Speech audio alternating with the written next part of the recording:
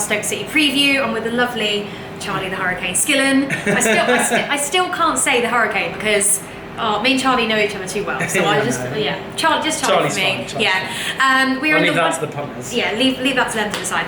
We are in the lovely Cafe Brazil. They've kindly let us film here today. It's brilliant, isn't it? Yeah, it's a lovely cafe, Chelsea, great food. There's Chelsea stuff all over the walls. Literally, Chelsea, like Diego Costa memorabilia, Chelsea flags, everything. Willian eats here, Costa eats here. They're all there. Yeah, they're it's all right here. outside the bridge. Yeah, right outside the bridge. So if you come down here on a match day, we highly recommend. Yeah. Okay, on to the football. Yeah. We had a brilliant 3-0 victory. Yeah, fantastic. Previously, Fantastic game against Bournemouth. Yeah, exactly. And we need to keep that momentum going because we're going to be on 13 straight wins if we can beat Stoke City on Sounds Saturday. incredible, doesn't it? Yeah, New Year's Eve fixture. Stoke is always a hard game for Chelsea. Having said that, I remember early in the week we were up the road in the pub and we watched them get absolutely battered by Liverpool after a very good start. Now, I do think that bodes well. It didn't seem it at the time, but it doesn't feel like Stoke are massively keen to play the big clubs at the minute. They've had a very difficult season. It's been really up and down. They had an absolute shocker in the first couple of months of the season. They were actually bottom of the league, but they've brought it back. And interestingly enough, in that Liverpool game, they rested quite a lot of their top players. Charlie Adam, who came back into the team, has been performing fantastically for them, and has been sort of crucial to their sort of recent good form. He was on the bench. Bojan, who's a very talented player, was on the bench. Shaqiri was on the bench, who I think is their kind of most talented player. Yeah. So I expect to see most, if not all of those, come back into the team at the bridge. They're often a side that cause us problems. But, I was going to say, last time I went to the Britannia Stadium was when Hazard missed that penalty. That was a bad 6 months for us in general. Yeah, but however, we do seem to struggle at them, even if it is more so away from home. Yeah. Like I say, I don't want us to slip up when we're on this amazing run. But the good thing is, Soph, is that over this ridiculous run, Chelsea have shown that they're capable of handling anything that's thrown at them. They can do the backs against the wall thing. They can do the free-flowing football thing, and it's the way Conte is able to switch the team's mentality and adjust how Chelsea play with how the opposition are playing is a real sight to behold. And it's the reason that I go into this game really confident. Yeah, and it's a major advantage to us anyway. I think Hazard came out and made a few comments this week saying how that the whole team is just full of confidence at the moment. That's what wins does for you, and especially when we're conceding as little as what we are. What is it? 2 goals? 2 goals. Two goals. Yeah, it's mental. It's unbelievable, and each win at the minute is like another sort of sheet of armour on us, and it makes Chelsea harder and harder to defeat. Hopefully, it worries other teams as well. I think most teams that are going to play Chelsea are actually going into this thinking, right, look, probably got a high chance of losing it. 12 other teams couldn't do it, so they're in a bit of trouble. Yeah, exactly. Well, look, listen. Having said that, obviously we had our two of our main players out, Costa and Kante. They are now back. Yeah. Lucky us. Yeah, fantastic. Look, Kante for me is by far the most important midfielder at Chelsea. He's like the missing link, isn't it? Yeah, the way I've never seen someone. It's easy to forget. He's actually one of the only new players in this team. Obviously, we've had David Luiz before, and Alonso's come back in. But in terms of actually changing the way the team plays, I can't remember ever seeing anything like it. The way that Kante has come into a midfield that, let's face it, last season was underperforming ridiculously. Yeah. And he does the job of 2 men. He's just incredible. So it's such a big thing to have him back, especially with what is very likely to be a fast-paced sort of physical game. Yeah. And then Costa, of course, he's just been absolutely brilliant this season. For me, he's by far the best striker in the league. He's even Costa for me is more dangerous when he's not just when he's scoring goals, but his mentality. I think that's how he works. If he's not scoring goals, he tends to sort of fall off the grid a little bit. Yeah, but of course. We couldn't have him more in his prime. This is how he is. He's a Premier League top scorer, and like you say, not only do you get the goals, but you get the character. You get the hard work. You get the focal point of the team, which although the three up front played very well against Bournemouth, is something I think we lacked a little bit, especially in the first half. And you get all that back. You get the running, you get the niggling, and seeing Costa in full flight is just one of the biggest joys about watching Chelsea. Yeah, exactly. And he's exactly what we need at the moment. Kante, I was going to say about Kante. I put out a tweet back in whenever he signed for us, all those months ago, saying we'd had a terrible window. But I actually reckon signing him was probably one of the best signings of that window. Not just for Chelsea, from any club. I mean, look, it's easy to see how Kante leaving Leicester, how that's affected them. And it's equally easy to see how Kante signed for Chelsea. How it's affected us. Chelsea. Thank you, Leicester. Yeah, exactly. Great bit of business there. All right, guys. With that said, our team is up now.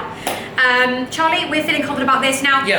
Just important to mention, we actually would have put Pedro in, but obviously suspended now because he's picked up 5 yellows, hasn't he? Yeah. Look, I mean, it's a real shame for him. He's come in some fantastic form.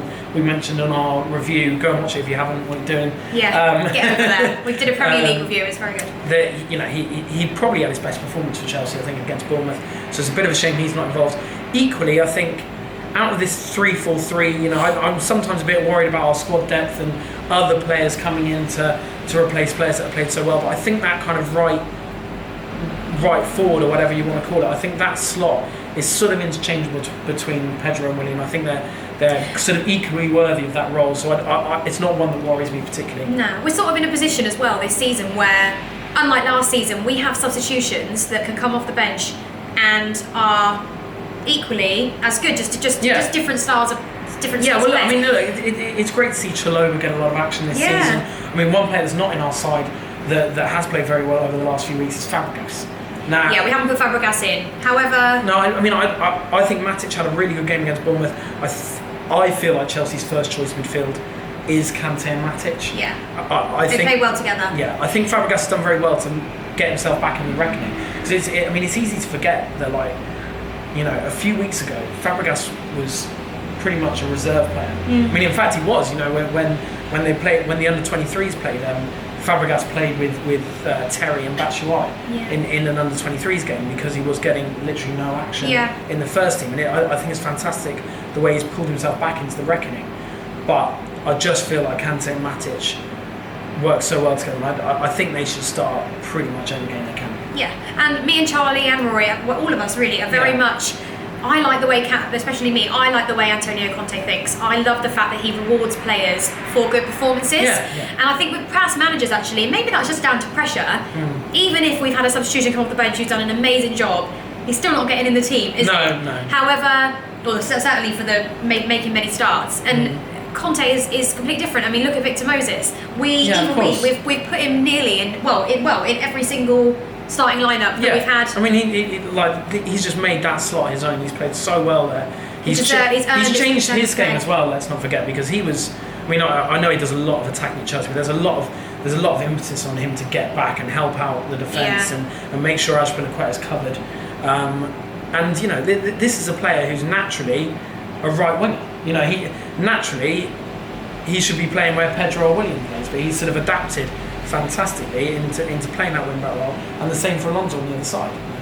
Exactly. Now, me and Charlie were just debating at the end, what happens if, all being well, do we risk it and everything, playing either Michy, giving him a few minutes at the end, or when we saw obviously Ola Reina come on. Look, I think Conte's willing to do that. He's not someone that is going to make a substitution in the 55th, 60th minute for the hell of it. In fact, it frustrates me sometimes. Obviously, I don't know what the hell I'm talking about compared to him. We don't want to frustrate each other. That is a scary man. But anyway, no, sorry. Be professional. I always want to see it change if it's not working. Thankfully, he knows far, far more than I do, and he's more willing to kind of keep it how it is and make those changes later. But even so, not only that. I mean, like I say, in previous games, previous seasons, we've not been playing so well. So, if I've always, criticised any manager that's made a change too late. However, there's nothing that we need to change in the 60th, 70th minute, because we're whacking in goals and conceding 0. So of course, there's nothing we can ask for. And in this system, it's very hard to bring new players in and have them play up to that level. That said, I think it's great to see Chalobah get so many minutes. It's great to see Ola Reina came on, and of course, Batshuayi came on and they pretty much called a full-time whistle. But we saw it. We watched him score against Watford, Batshuayi, and he will get that chance. So. Yeah. Well, comment below, guys. Let us know if you think he should get a chance. I know a lot of you are disappointed that he didn't get to play in our Boxing Day fixture, but let us know. How do you think Mark Hughes is going to play out his team against us? Like I said, I think you'll see Shaqiri come back in. In fact, I think what a lot of teams have been doing is targeting our left-hand side. I'm a fan of Alonso, but you can see how teams sometimes target that side, especially when you've got Cahill rather than Ashford on that side as well. So I expect Shaqiri to really sort of target that side, and I think that's going to be their main attacking threat. But really, they'll be on the back foot. You're going to be seeing people like John Walters, who often, has been a thorn in our side and a force for good when he scored 2 own goals for us. That was all right. The rest of it, not so much. But you're going to be seeing a defensive lineup. But I think attacking-wise, they're going to be targeting our left side. Yeah, exactly. All right, guys. So with that said, let us know what you think. Have we picked the right team? Would you have rather had Fabregas in the starting lineup? For us, we're sort of Matic and Kante are our two to go for this game. But we'll see you all super soon. It's going to be a great day. I'm going to be there. Rory's going to be there. We're all going to be there, aren't we? I'm going to do a vlog as well, so look out for that. And comment below. Let us know your thoughts on this video. And if you like it, why don't you subscribe? See you all soon. Come on, Chefs. Come on, you Blues.